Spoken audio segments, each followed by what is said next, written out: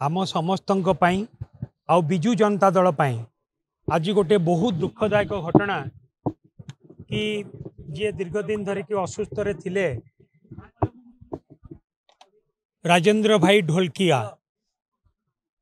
पूर्वतन मंत्री चारि चारि थर विधायक एवं विशेष भाव में तांकर परिचय थिला लोक मानकु सेवा करिबा एवं गरीब लोक निस्सहाय गरीब लोक मानकु पाखरे पहुँचिकी तांकु सेवा जोगई देबा जहाँकर गोटे बहुत बड़ लक्ष्य थिला जो कि से स्वास्थ्य क्षेत्र में अनेक गुड़िए हेल्थ कैंप करवा चश्मा जोगेबा आई टेस्ट करवा डिजेबल लोक मानकु सहायता देबा एपरि भाव में अनेक स्वास्थ्य क्षेत्र में तांकर सहायता गरीब लोकों पई असहाय व्यक्ति मानक पई बहुत थिला।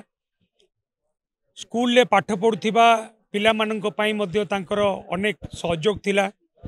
सेही परि जणे प्रख्यात नेता पश्चिम ओडिशार अविभक्त कलाहांडी जिलार से आज आमको छाड़ी चली जाइछंती। जेते भी तांकु नहीं कि आलोचना कले बा दुख प्रकाश कले भी कम हबो।